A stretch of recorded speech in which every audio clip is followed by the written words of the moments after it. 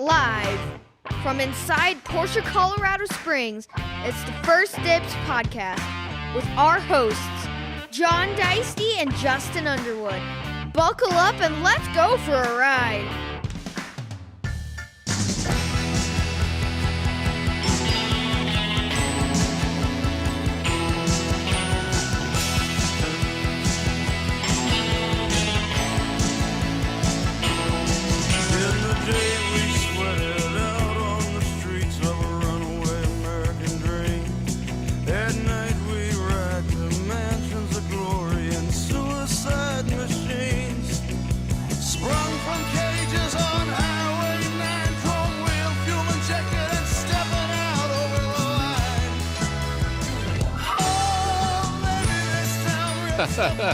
All right, let's try this again, Billy.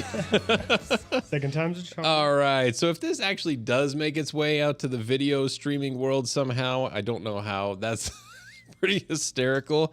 Welcome back to First Dibs podcast. I am from inside Porsche Colorado Springs. We're in Studio B today. I am Justin Underwood. John Dicey is at Car Week for today, and so he's not here tonight. So we've got Billy back in studio. Billy's been on the show before. Billy, thank you for coming. Absolutely. Thank you for having me.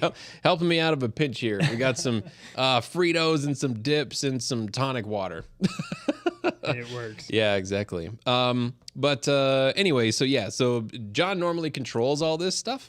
So like I mentioned, Billy, we may just wind up with a podcast and not actually like a YouTube show out of this. So anyway, I apologize if we don't get your face on camera. I think I'm okay. But we'll try. We'll see what happens. I don't know. Maybe this is recording and we can do it later. So in any event, so we got a couple things that are happening.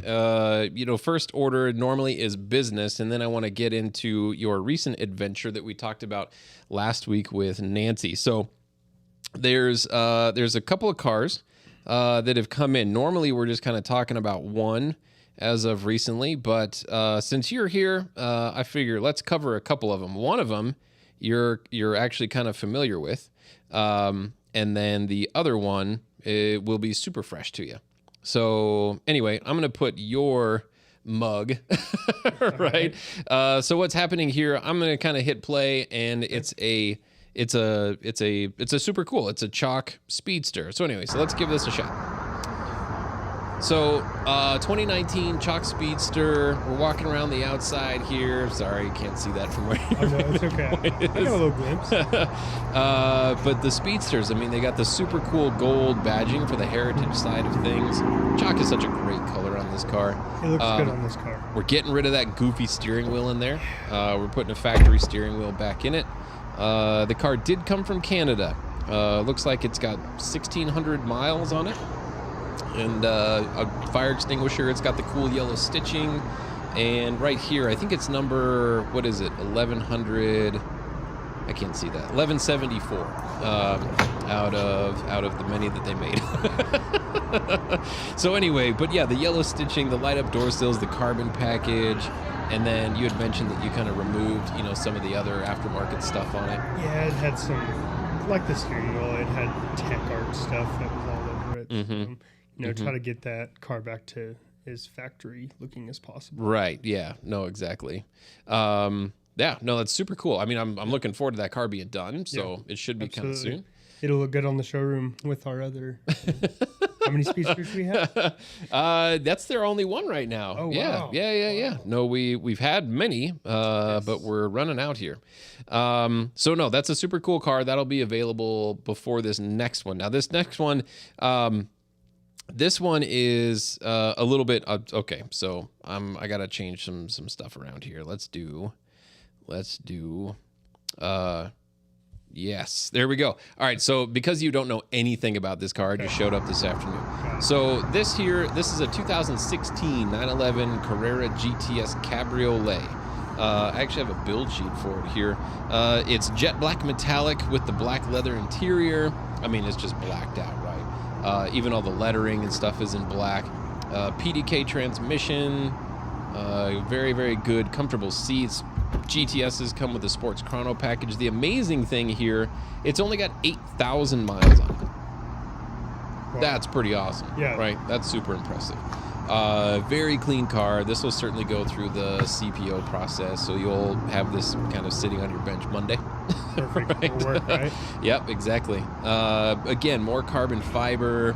Just a super cool build, like a really good configuration. This thing had a MSRP of $150,000. That's a pretty big build, even for a GTS Cabriolet. Yeah. That is a lot of stuff on that car. That's getting up there. Yeah, no, absolutely.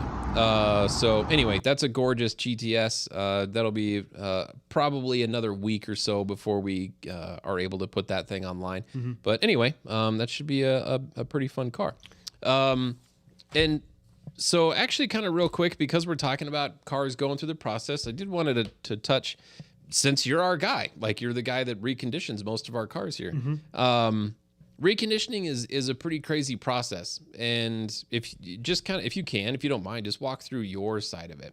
Yeah, so I mean, reconditioning in general, first, you split it up into two categories. What can we CPO and what can we not? Okay. So, Right. which all depends on age of the vehicle and mileage and,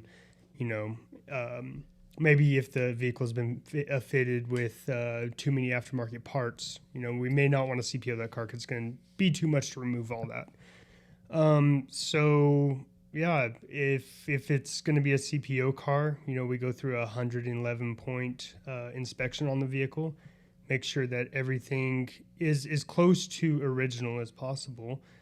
If there's Porsche standards as far as CPO, I feel like is very strict and tight, which also allows them to do what they do, which I mean, Porsche's CPO program is incredible. Right. Mm-hmm. We deal with it every day. Cars coming in that are, from 2012 and still getting things warranty. Right. Mm-hmm. And then we have our, other cars, right? So CTCs do a lot of those, on especially 997s right now. We're getting a lot of 997s and 996s. Yeah. And CTC is the classic technical certificate. Yeah. So I don't look at classics, which I don't know. Those are considered classics now, but I consider anything 2000 and older, or let's say 986 and older. Okay. Before 986s. Right. Air cooleds. I don't look at those. We leave those at the classic techs. We leave that to the guys that are trained for that. Yeah, for sure. But in reconditioning process, you're going through everything. So most of the time, every car is going to need at least an oil change and some tires. We try to keep the tires, above 5-6 millimeter. That way, the customer's hopefully not having to get tires within, the first year. Right. Unless they're absolutely right. cars. But, yeah. We try to make sure every vehicle, the customer doesn't have to return for at least 1 year. Just to, makes it easier on them. Right. They know they don't have anything to worry about. Yep. And best part is you get to see a lot of different cars, cool cars. Right. To work on all the GT cars that come in. So. Yeah, for sure. One of the cars that we've talked about on the show before, it's a 2008. And the only reason I bring this up because I got a quick picture I'll show people, which no one is ever going to see apparently. But anyway, it's a 2008 911 Turbo Cabriolet, guards red. Just an amazing car. Oh, amazing car. Low mileage. The whole interior is also paint matched, guards red. It flows really well. Right, exactly. And what was it? I mean, the car, it's fantastic. Runs, drives great, all serviced up, ready to go. And then something popped up where a customer noticed in its history, like something about the alignment. Like the alignment wouldn't come into spec, this and that. Yeah. It's like the car drives fine. It's not wearing tires, but it's not in spec. Like, okay, well, what's going to happen? And this was pretty awesome. So you sent a picture of what was found on the car, and it was the passenger front strut. Yes, I think the passenger front strut. Yeah. So again, for anybody that if this ever is published to wear out to a video, there's a picture here that's got the left and the right strut, and then it's Billy actually outlined the damage where at some point, whether it was like a wicked pothole or something like that, but you can see, I mean, it's not major, right? But it's enough, and you wouldn't be able to see that visually, doing your inspection on the car. And it's all covered up, especially in the portion where that is bent. It's actually clamped in by your knuckle, your upright. And so my guess is it hit something hard enough that within its knuckle that held part of it in place and then it bent the other. Mm-hmm. I don't know. Mm-hmm. To bend the shock bottom, Right. it's kind of insane to see. Right. Yeah. It's a super interesting picture. But I guess, for the people that are listening and looking at pre-owned cars, you go have a pre-purchase inspection done somewhere. And I mean, this is just proof. You don't really know, right? Right. People have a car checked out, before they buy it. And it's just kind of the obvious stuff, that you have to look for and the safety items, things like that. Yeah. There's just no way to know, there's a lot of things that can be covered up in there. Right. And so I anyway, mean, this vehicle probably could have gone the rest of its life until the struts were finally worn out. right. Mm-hmm. Before that came noticed. Yeah. Unless someone had brought up that, in the past there was an alignment that didn't come into spec. Because the car drove fine. It sounded fine. It felt fine. Mm-hmm. I was honestly shocked once I saw that. I was like, it's incredible that this didn't have a clunk right. or something. 'Cause the internals in that shock can't be the same. Right. Yeah, exactly. No, I just thought that was super fascinating. So anyway, so that's corrected. Car comes into alignment, fantastic. And that's so funny. I mean, replaced 2 front shocks or struts, in this car just to get the green arrows, right? On a piece of paper.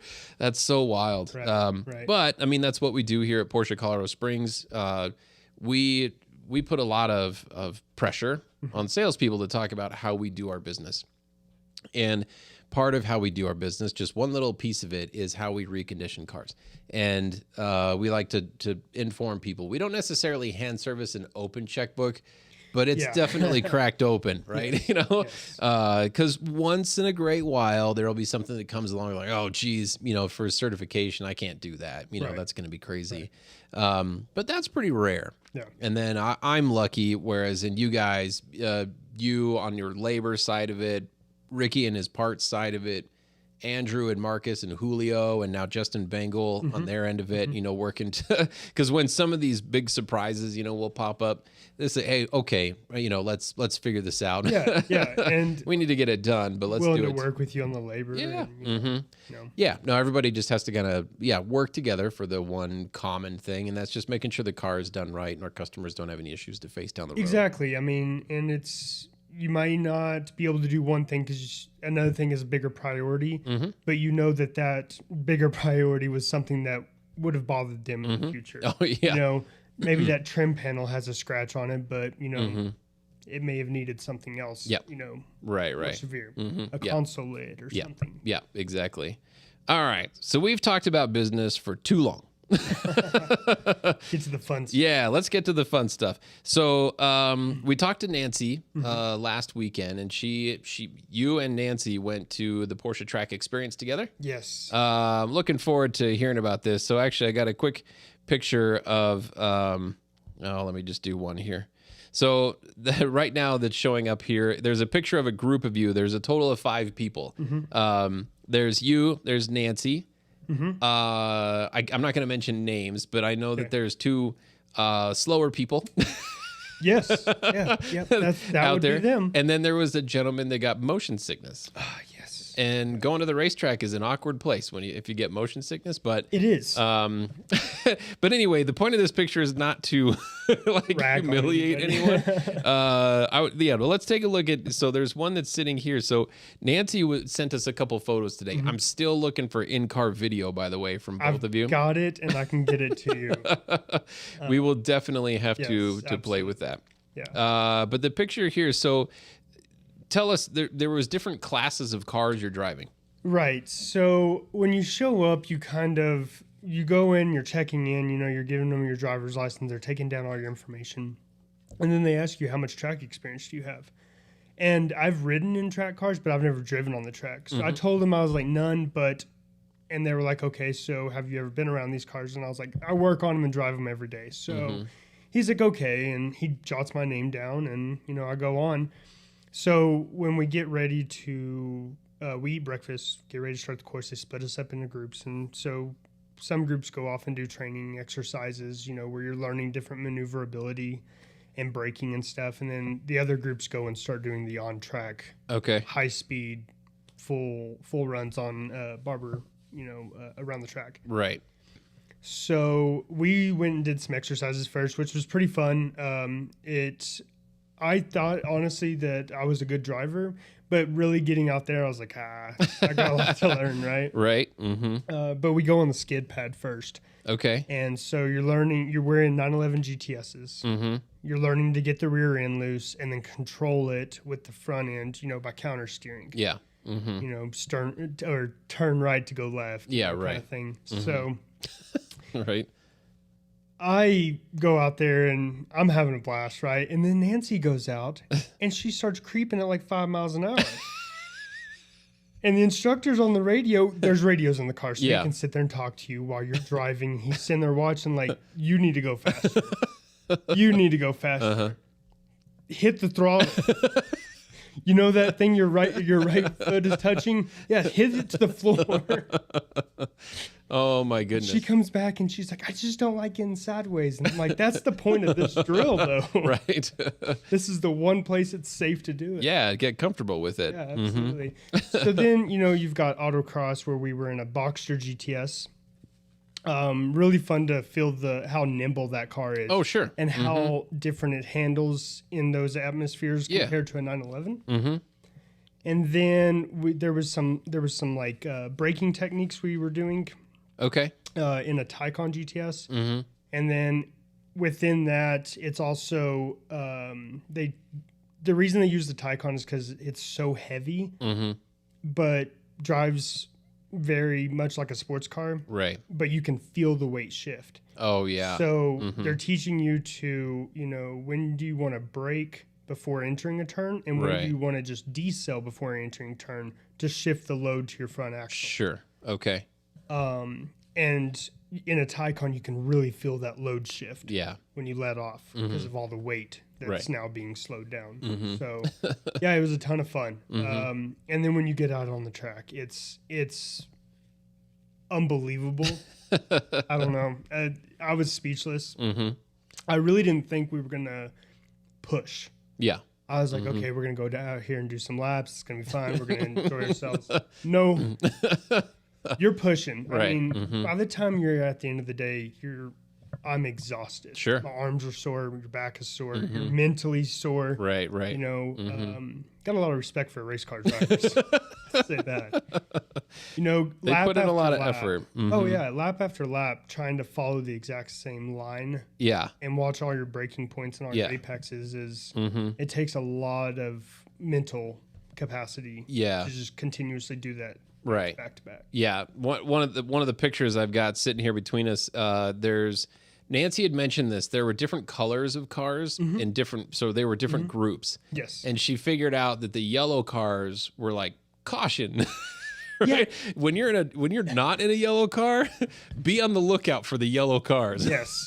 Yeah. So we were blowing around the track. That first group, I got paired up with actually the guy that got motion sickness and this other guy, and it's 3 of us and the instructor. Okay. And so we take off, and by like lap 3, we're blowing by everybody. I mean, I know for a fact in that 30-minute session, we probably passed Nancy's group. Right. Like 15 times. We're just blowing laps around them. That must be in the black car. Does that make sense? Nancy labeled this picture fast. Fast. Got it. So I started off in the red cars. Okay. And then I think the last cars that I was in was the black ones. Okay. For the last round of the day. But yeah. Do you remember? And all of these are GTSs? Yes. Okay. They're all GTSs, 18-way seats, so they don't even have buckets. Yeah. It really does make you appreciate our buckets because you do slide around in these 18 ways. But at the same time, I was very impressed with how well I stuck in them. Reach over, adjust all your bolstering as tight as you can. Right. Keep yourself fairly, centered and from sliding. But man, was I impressed with that car. Right. And what it was capable of. Yeah. No, that is super cool. There's Nancy was mentioning that she thinks that I guess it turns out to be a lady, like a lady likes you, because there was a lot of pictures of you. Yeah, the photographer. Yeah, she was cute. Absolutely. So when I first got these pictures, I'm just taking quick glances at them, and she says, "I think this lady really liked Billy," and I did not think that she was referring to a photographer. So as I'm glancing through the photos, there's this lady that's standing next to you, right, in one of the cars, and I'm kind of like, "Oh, that's funny," and anyway, just right over my head. And then I look a little closer. I'm like, wait a minute, were they handing out Porsche Colorado Springs t-shirts? Because they're like, there's people wearing them. Yeah. And I'm like, well, I mean, I recognize you. Yeah. And then I'm like, wait a minute, that's Nancy. I did not recognize her at all. And I'm thinking like, wait a minute, so this lady that likes Billy is with another guy. And I'm like, what is happening here? And anyway, she had to explain to me later, what really was going on. But anyway. Yeah. So we just happened to wear the same shirt that day. No, we did not plan that. So we get up. awesome. They're like in the lobby by 7 a.m. Yeah. That bus is rolling out at 7 a.m. Mm-hmm. So I make it down to the lobby about 6:50. Have a cup of coffee, chilling out. Mm-hmm. Nancy is nowhere to be found. I text her. Right. And 6:58 rolls around and she comes marching downstairs with a hairdryer in her hand. And I was like, what are you doing? And she's like, oh, this is my hairdryer from last week. I had to let her borrow my hairdryer, that earlier that morning because hers didn't work. Did you bring one with you? This is from the hotel. No, from the hotel. So I handed her, we were right across the hall from each other. So Yeah, I handed okay. her my the hairdryer. And that was at like 5:30. Right. Mm-hmm. And so 6:58 comes around. She's rolling downstairs with a hairdryer, and I was like, "What are you doing?" And she's like, "Oh, I got to give this to them." And I was like, "That could wait. You've got 2 minutes." And then she looks up at me and she's like, "I don't have my phone. It's in my room." And I was like, "Are you? Your room is at least 5 minutes away. Right. They're back." And so she tells the instructor, and he's like, "Okay." And then I look up and she has the same shirt on me. I was like, "Ah." Right. Yeah. Oh my gosh, that is fantastic. That is fantastic. Yeah. I those stories. I mean, even though because you were there you did a 1-day course. Yes. Okay. 1-day precision course. Right. Yeah. But like you say, the day started at 7 a.m. Yes. And then it went till what time? We finished. Was it 4:45 or 5:45? I think it was 4:45 is when we finished. Okay. And then we got 20, 30 minutes in the museum. Oh, But, nice. Yeah. Yeah, so you get there, and then we kind of, I don't want to say it was because of Nancy, but they were like, we got to rush this classroom session because we're behind. So I'm not pointing any fingers, but I was on that bus at 7 a.m. So they blow through the classroom section. Yeah. Mm-hmm. How many people were in the overall class? Like the 30. 30 people Yes. total. And so were they breaking up groups of people where there would be 10 on the track, 10 at the skid So pad? they broke us into 6 groups. So 6 groups of 5. Wow. And then they would do 3 groups on the track. Okay. So you'd Yep. have 15 cars people. on the track, and then you would go off to the exercises, and there was 3 different exercises. So Got it. one group. Right. So you're only at an exercise with 5 people, you get more time in the car. Yeah, right. And then when you're on the track, you're driving the whole time. Right. You don't have a passenger. You're not switching with anybody. Yeah. It's just you. Yeah. You briefly mentioned the radio. Yeah. So Yeah. it's a 2-way radio. Yes. I didn't find that out until the last 5 laps of the day. Nancy probably would have loved to find that out way earlier in the day. But hey, I mean, right? So- So the last, we're coming around at the end, and the guy with motion sickness has to pull off. Yeah. They told us, they're like, if you get to a point where you're not comfortable on the track, just pull into the pits. Yeah. Just bring it in. Let the other guys keep going. Yeah. So every other lap, if you were right behind the instructor, you would pull off to the side on the main straight, let this guy who's behind you up into your spot, and then you would hop in the back of the line. Got it. You're constantly rotating. That way the instructor can see in his mirrors Right. and look at you and then tell you what you're doing wrong. Yeah. we're right. You move, he watches the next guy, so he can critique everybody. Right. Yep.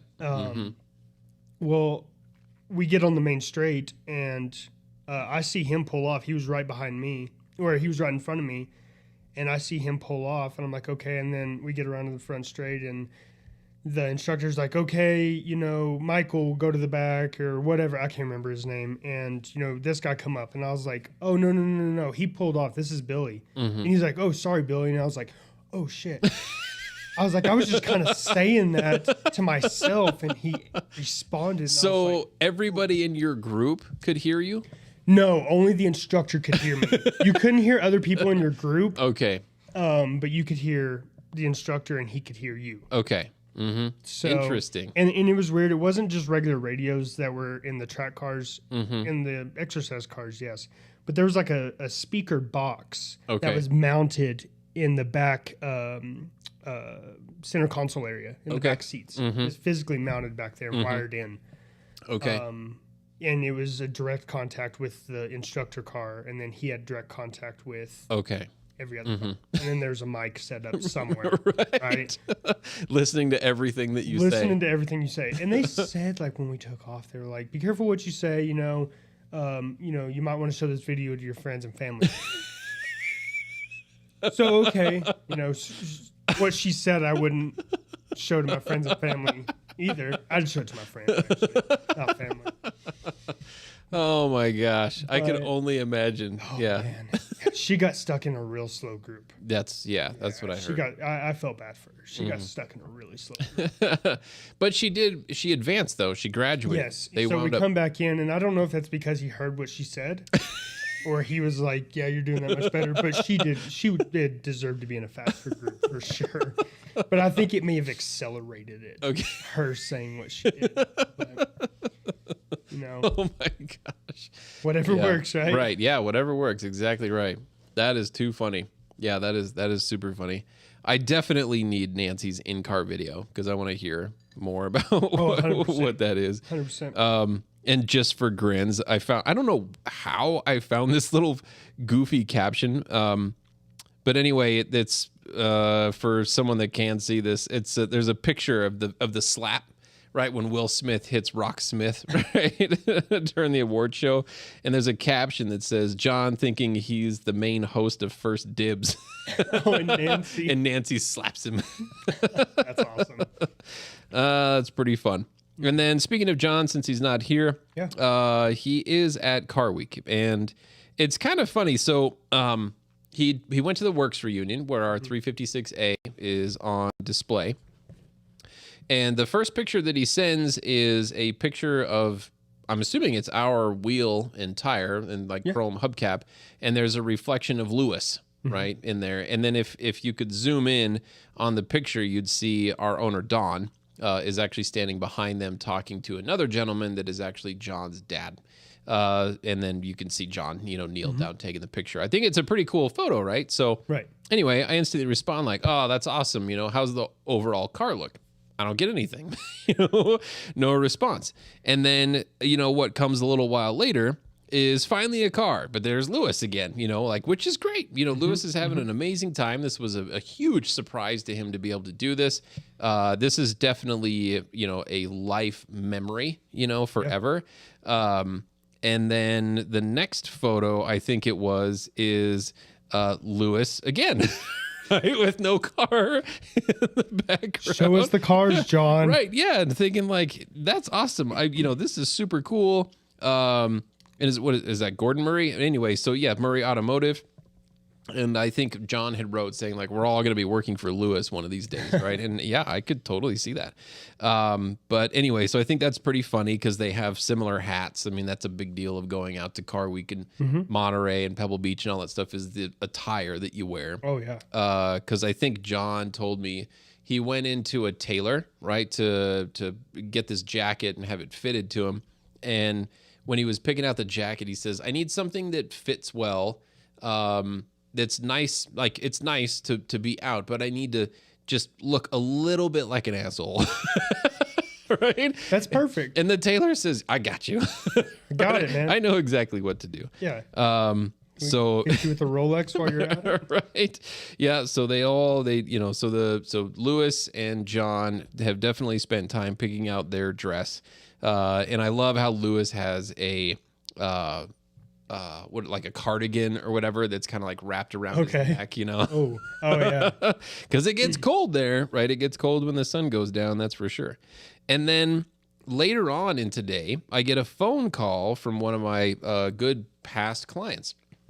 And he comes across a brand new Boxster 718 Boxster Spider RS. And then sends me a photo saying, how do I get one of these things? And he said, is this one of those cars where, you don't sell them to regular people? Like regular people can't get them. And I said, well, I wouldn't go that far, but you're heading in the right direction. Getting warmer. Yeah, exactly. Yeah, like we don't know. We don't know what we're going to wind up getting. But anyway, he sends me a picture of a car. And I thought, that's pretty cool. I got clients sending me pictures of the car. Granted, this is at the Quail, right? A different show. Okay. And I've it's been explained to me this is definitely like the manufacturer's show. They're coming and showing off their crazy stuff.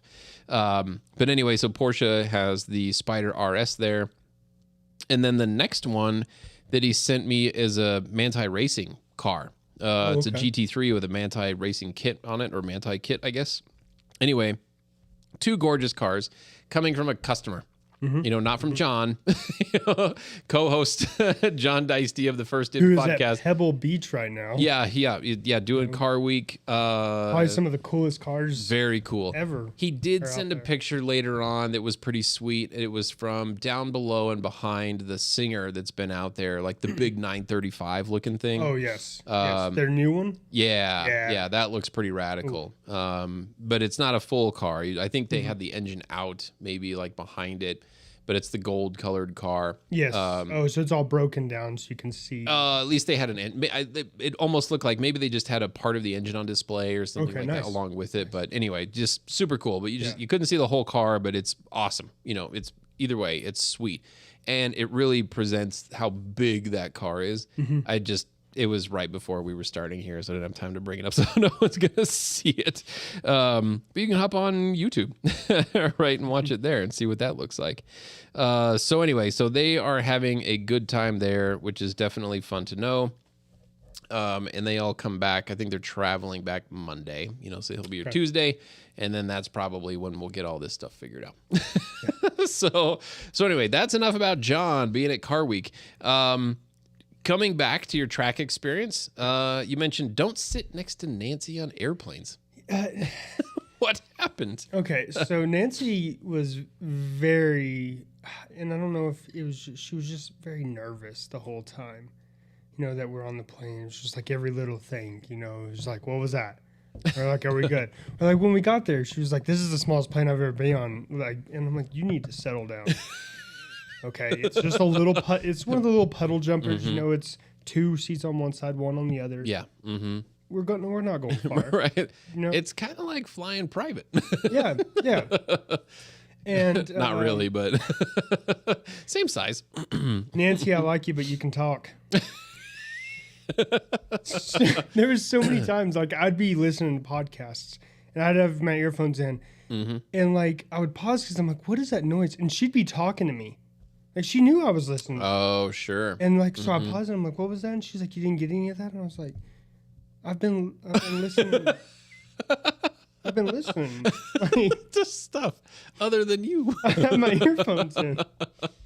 And then, like, 30 minutes would go by and she started doing it again. And I was like, what are you? Are you talking to me? Oh, my gosh. Yeah, that's awesome. No, it was a fun experience, though. It was, I had fun with her, going out. Oh, the two of you traveling together would be hysterical to watch. It was the whole time. She's like, look at my little son. So I guess I'm the same age as her son. So that was fun. Right. Tell people she's not my mom. Help me.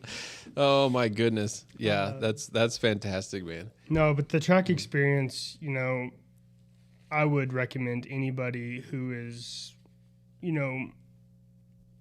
don't know, questionable about, and you have the money to go, go do it. Yeah. It's one of the coolest things I've ever experienced. Yeah. Do you have a rough idea what that 1-day course costs? I think the 1 day is like $2,500 a person. Okay. And then like the 2 day, is like $5,000. Sure. It's a little bit more. But would the 2 and 4 day courses be cool? Absolutely.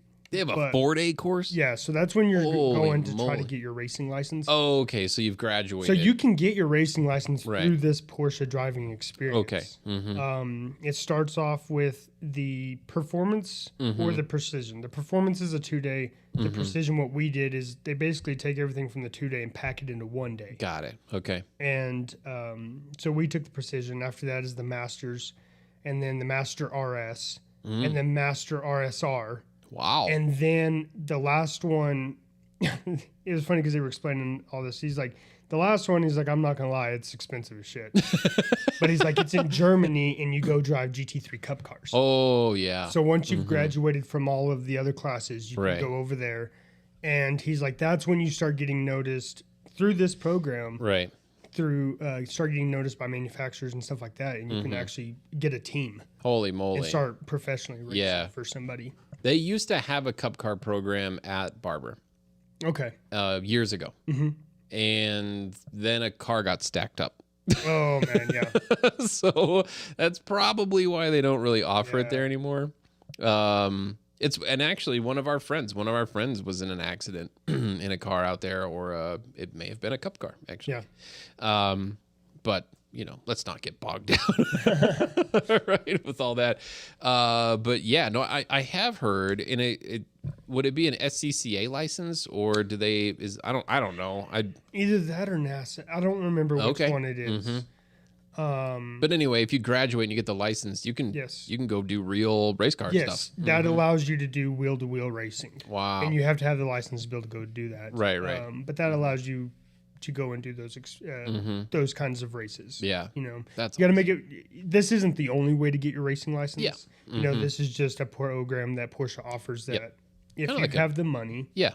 It's like a fast track. it's a fast track, right? And the whole time you're driving brand new Porsches. Right. So you're not Right. you're not doing this in your own track car. Right. You're out there and they're like, tear this car up. It's Yeah. not yours. Right. They're encouraging you to push it. Use it. Yeah. Which was insane. And the cars are not like, they didn't adjust the alignments. They're not running Michelin Sport Cup tires. Right. They're just running Pirelli P0s because they're sponsored by Pirelli. Right. And the way the car comes out of the Yeah, factory. right. Sticky in it. Yeah. Go run some laps. Nothing special about the brakes. No. It's all factory stuff. Yes. And I've known that. And I think that's a true testament to what these cars are really made of. Oh yeah. And over the years, I've had the privilege of going to launch events, right, when new product is coming out. And normally during those, they have competitor cars at the same time. So like one of the most fun launch events, this sounds ridiculous. It was a Panamera launch event, and it took place in, I think it was Arizona at Bondurant School of Racing. Okay. And but I mean, it was also at that event we did street driving, we did track driving, we did all kinds of things, lots of classroom stuff. But at the track driving, right, it became very clear, like, hey, Audi A8s aren't made for the racetrack, right? So we're all loving making fun of it, because I remember the Audi A8 long wheelbase. The challenge was who could get the left rear wheel to pick up off the ground, through turn 8 or whatever it was. There's just so much body roll. The Panamera does fantastic, right, in those settings. I also remember the BMW M5 was out at that, or at least whatever year this was, maybe 2010, I guess. 2009 or 10, I think, is when this happened. Anyway, the BMW M5, they had to mention, hey, this car doesn't have park. Well, and then on the racetrack, you never set the parking brake, right, when you come off, because you're gonna warp everything, right? Yeah. And so I said, so I think they had wheel chocks, right, for whoever was in the BMW. They said the surface is flat enough that it shouldn't roll, but on their first day, where they ended the cars, the BMW was on a little bit of an incline, and the person hops out. He did the right thing. He didn't set the parking brake, didn't think about it, but it was in neutral. Gets out of the car and it just rolls forward and like just rolls into the back of one of the Panameras. So no damage was done, but it was just one of those things like, how come there's no park? Right? It's an automatic, SMG or whatever transmission it had in there at the time, but there's no park function. Like, I mean, come on. If you're going to make it a daily driver car. I'm not a huge BMW fan. But I do vaguely remember like the few BMWs that I have been in, some of them did not have a park. That's right. You had to set the parking brake. Right. And it told you on the dash, set parking brake, before getting out of the vehicle. Or whenever you open the door, it would automatically set parking brake. Yeah. It's like, that's just the craziest thing. Oh, yeah. I'd love to understand the logic behind that. Yeah. I definitely get that the Porsche logic of things gets a little carried away. And a good example of that in my early selling days was that you could, like, say on a Cayenne, and the early Cayennes, when it became electric hatches in 2008, you could open up the rear hatch from inside the car, but you can't close it. Right? And so it's like, wait a minute, why? And then the Germans, their logic was, well, if you open the back hatch, obviously someone's going to be back there. Okay. So they need to close it. Like, oh my gosh. That's their job. Yeah, what if it's my 8-year-old kid that can't reach the... Yeah, he just needed to throw something in real quick. He's grabbing his backpack out of the back. Like, no, but the logic was, I think Panameras may have been the first... And it wasn't even the first ones, but Panamera, like 2014 Panameras, I think you could actually close the hatch on a Panamera. Some of the logic makes sense, though. Like, sticking with rear hatches, you couldn't just push the button, just click it and open up. You have to hold it. Right. Because if you recognize, oh my gosh, it's going to slam into the top of this parking structure, you let go of the button, the door stops. That's pretty smart. Yeah. I can appreciate that. But the whole thing when it was like, well, no, if you opened it, someone's got to be back there. That was dumb. Some of it is very, like, too simple. Right. You're like, why? I feel like you overthought it in a more simple way. Like, stop. Right. Very overthought. Yeah, exactly. What do you think about some of the new cars that are being talked about coming out? So the 911 ST gets a lot of chatter, right, about that car. The Spider RS should be a pretty sweet, amazing car. Yes. And then maybe one of the last things that I'll ask is, what are your thoughts on Porsche Colorado Springs potentially throwing their hat or throwing their name in the hat? Anyway, however you want to say it, for becoming a Manti Racing dealer. Okay. So we'll start off with the ST. Yeah, right. I am super stoked for that car. If it is anything like the Sport Classic, which I know the Sport Classic is a turboed car, it's a little bit different, but the way the Sport Classic drives is one of the best driving cars I think I've ever been behind the wheel of. Short throw manual shifter, so hopefully it's still retaining maybe that. Hopefully it gets that same shifter. I know it's supposed to be a new shifter. Right. Everything, I mean, I've always liked the GT3 Tourings and the Rs because it was the same car, just way toned down. And it felt like it was more of a driver's car. GT3 belongs on the track. It's streetable, but it belongs on the track. Sure. These cars belong on the street and can do track days. I think it's going to be an amazing car. For sure. 3,200 pounds or just over, 500 and what was it, 520? Yeah. Something around there? Yeah, 520 horsepower. Yeah. All about it. Yeah. Special designed clutch mechanism. Yes, I'm interested. I almost want to get one in and just rip out the transmission on Saturday. See what it is. Hey, what do you got going on here? Yeah. So lightweight flywheel. Yes. That's kind of a must. The single mass, yeah. Yeah, yeah, single mass flywheel. Specially designed clutch just for that car, which sounds pretty fascinating. And you mentioned like the short throw. Yeah. All of the body panels, almost all of them are now that carbon fiber. It's more of a carbon fiber and wood. CF something. Okay. So it's a carbon fiber and a wood that's extremely light. It's a special wood. that's extremely strong, and it's interlaid with the carbon. Right. Yeah, Now, still composite. Still composite. Yeah, very composite material. But it's supposed to be really strong Right. and light. Yeah, the car is insanely light. Yeah. Which it sucks that we consider light cars nowadays 3,200 pounds, which a lot of people, they rag on, Yeah, like right. it's still 3,200 pounds, but you got to think of how much safety equipment is required nowadays compared to what they used to be. Right. The cars have to be that big. Yep. Like you couldn't get by with making a small car again. Right. Yeah, they're making so much power. Yeah, it's and the way your crumple zones and everything like that, laws and regulations have gotten too strict to make a car that small ever again. Yep. Or for us too. Yeah. In our, want to pursue performance. Right. Yeah, for sure. And the Spider RS? The Spider RS, GT3 engine, yeah, we'll see how detuned. I feel about whenever I see it. I do like spiders. I thought the RS was going to be kind of more just a GT4 thing, but we'll see. I love the idea of it. I mean, the Spider for me would be a great canyon carver. Oh my gosh, yeah. Wouldn't you just have no music, just right? carving Colorado roads? We've talked about it in the past, but so the different generations of Boxster Spiders.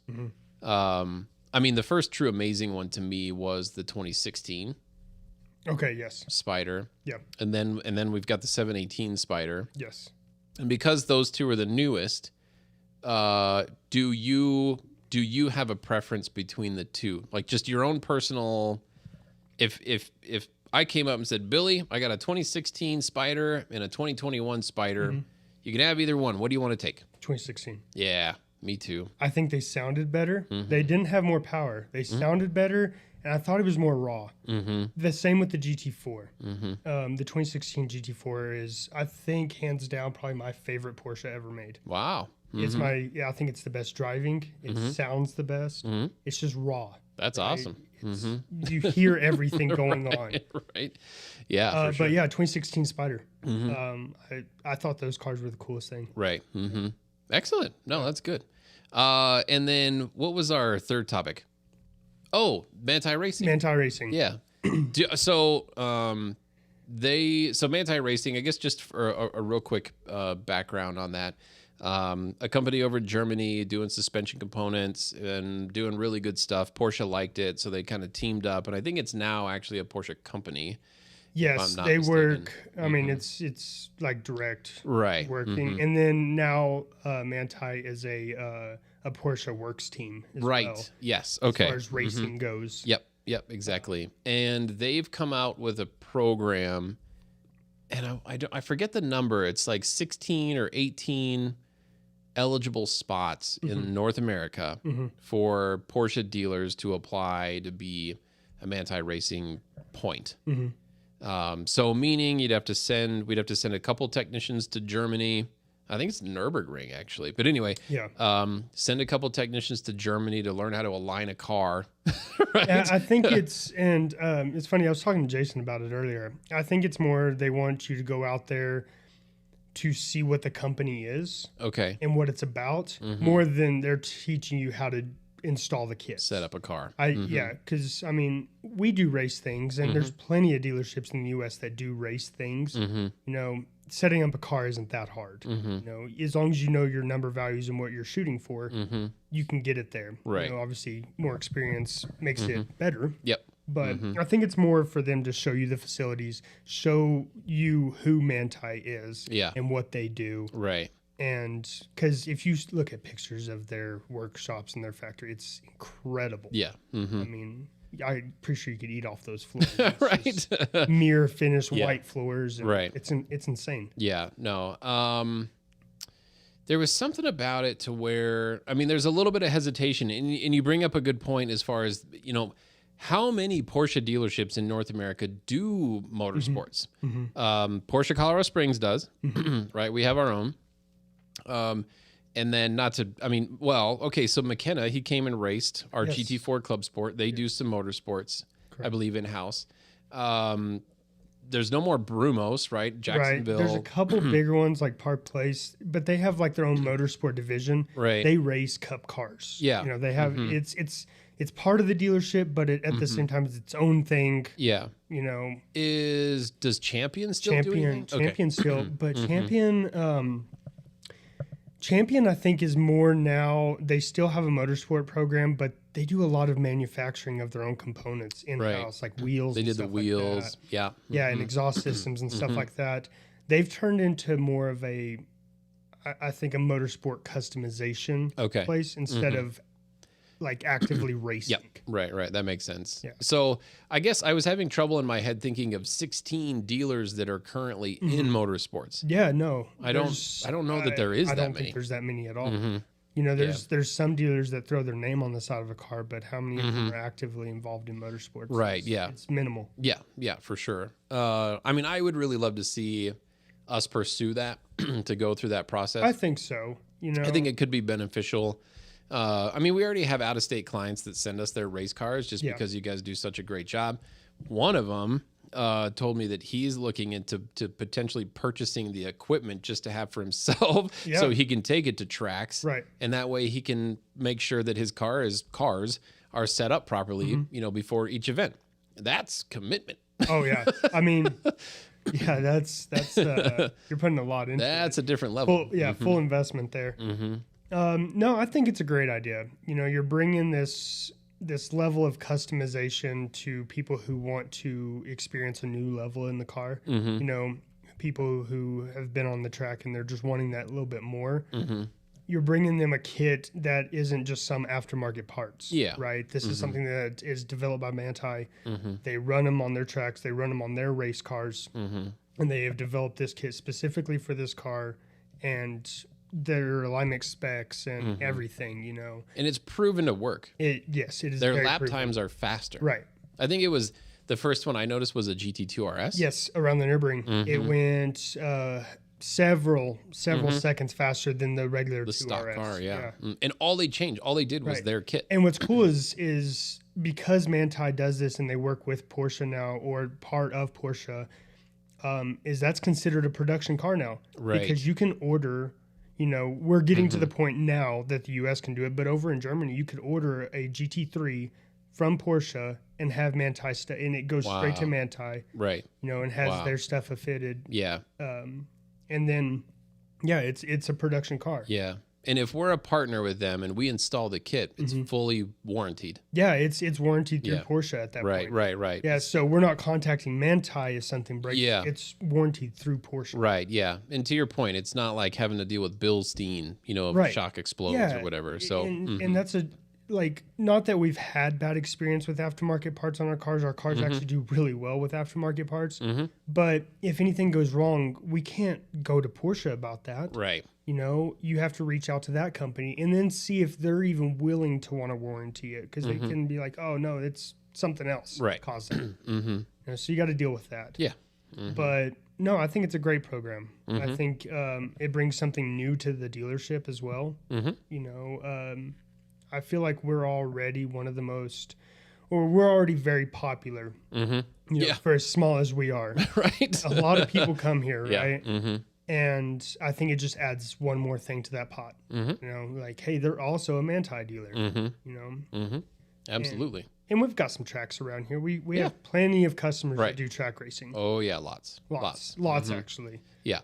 Enough so that our service department shuts down for about a month. Yes. to do racing. And then during like the PCA HPDE, when those are coming, you know, every Thursday to Friday, you're going to have a total of, 15, 20 cars coming in to get track inspections done. Checked out. And it's quick, half hour, look at everything. We have a checklist that we check off that they take with them. But flush the brakes. Stuff like make that. sure they have appropriate tires and brakes on there, you know, flush the brake system, make sure that's done. Right. You know, make sure there's no loose things on the car. So, you know, John is what is he? He's not the treasurer. He doesn't handle money. He's a secretary. He takes notes. Have the money. Yeah, he doesn't get. They don't trust him with money, but he takes notes. That's okay. What position would you run for? Do they have a head technical guy. I don't think they do. So I gotta look at that. I'm trying to think of sign me up for the fun department. Like, I don't know. Yeah. I'm the curator of fun. Yeah. Like y'all want to go out and have some fun, you know? Right. I can assist with that. Right. Yeah. We got to look for that because having John sit on the local Porsche Club board is fantastic. He's getting he's developing those relationships even further with all those, great clients that we have here. And just getting to know more stuff, about the Porsche Club in general. So I'm going to push for that. I'm going to push for Billy to run for some seat on the board, take up even more of your time with this stuff. Yeah, absolutely. No, I love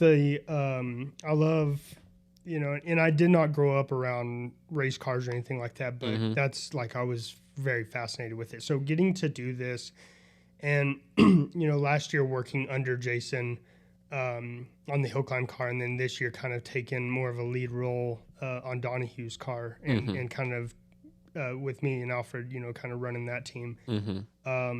I feel like I've gained a lot of experience and I absolutely love it. Yeah. Working around track cars and then, stepping away from the professional scene, going with clients or going to out to track events and open lapping days and stuff like that. I absolutely love it. Yeah. Got to find me a track car now. Right. Exactly. This track experience in Birmingham ruined it. Right. Oh, yeah. And actually, before I run out of time, start thinking of a song that we're gonna play with you. But tomorrow is Motor City Cars and Bikes. We did not promote it last weekend. We completely forgot. That's how fast time is flying here. But tomorrow, it's the third Saturday of August, and it'll be Motor City Cars and Bikes. We're putting a lot of emphasis on motorcycles to come join the group, which I don't know why that's so hard, but it is. And I think it's just because they're just not used to that environment. I mean, whenever I used to ride a motorcycle around here, there's plenty of bike shows, but when you go, it's all bikes. Like there's not cars involved. Right. They don't, it's weird. They don't cross. And I would like to see them cross here because I mean, it's slowly, it seems like every time we do it, we're getting more and more and more. So much as like last time we had 2 Ferrari 360s out there. And it was just like, okay. Yeah, some cool stuff. We've got some really cool stuff starting to show up.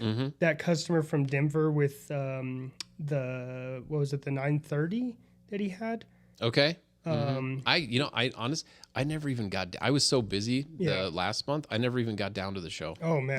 So, and I don't remember what it was. He had like a 930 with like a cup car motor in it.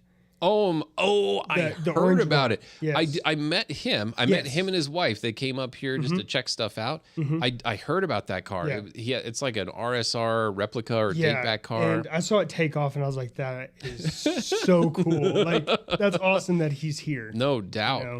No doubt. So that should be a lot of fun. I think the weather is supposed to be pretty great again. Actually, I mean, fall is in the air, my friend. It's getting cooler at night. Thank God. Oh my gosh. This is such a stupid story, but I'm going to tell it anyway.